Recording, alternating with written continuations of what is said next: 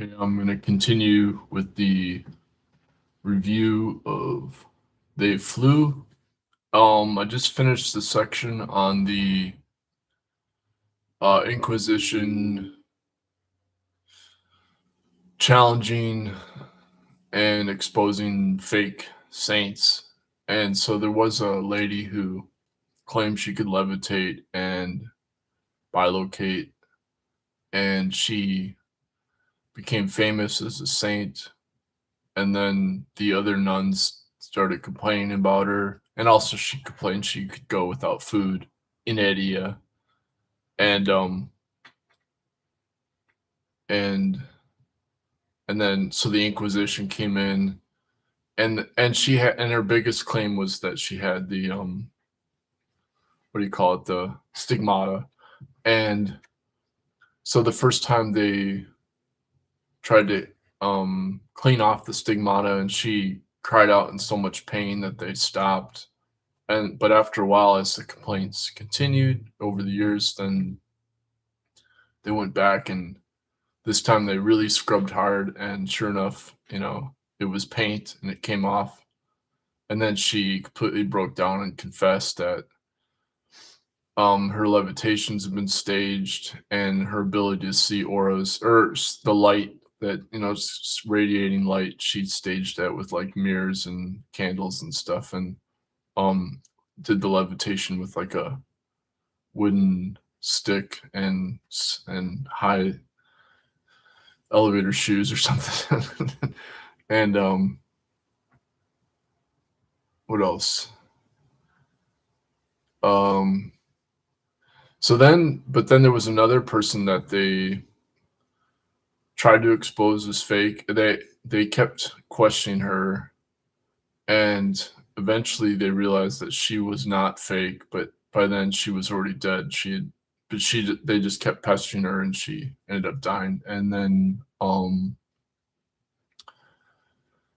let's see, there's another person that, oh, they're still thinking about canonizing her. So there's people who still follow her. On the same with the last lady, the who bilocated, I mentioned before. And both those ladies bilocated to the New World, and they were mission in their they um evangelized, or mission they were missionaries for the Indians in New Mexico. So at one point they bilocated together, and one of them was the lady in the blue. She had a blue thing. So it's kind of like they were both considered actual saints, but I don't think they've been canonized yet. Um,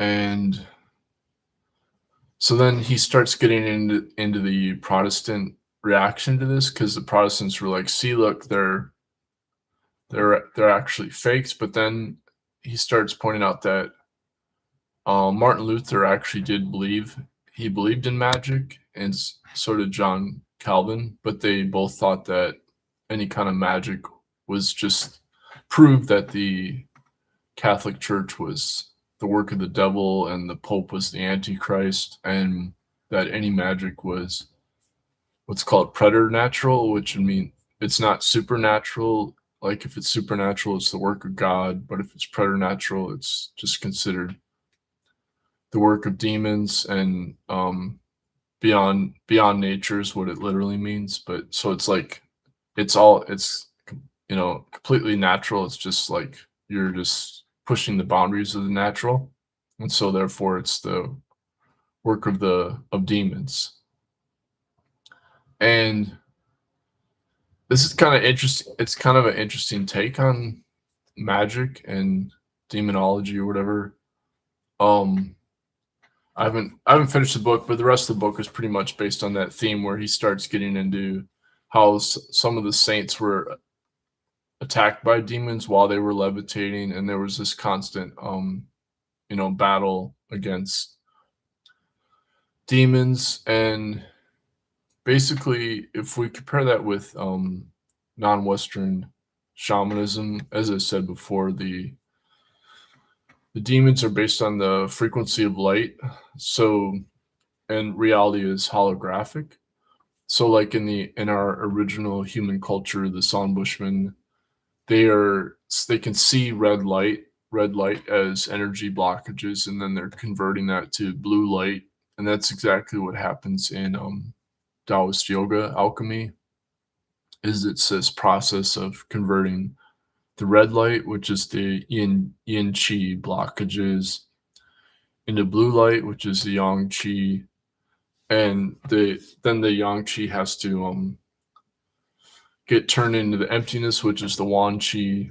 And what one thing that was kind of cool is the saint that claims she bilocated. She also wrote a the mystical city book about um the Holy Mother Mary, and her claim was that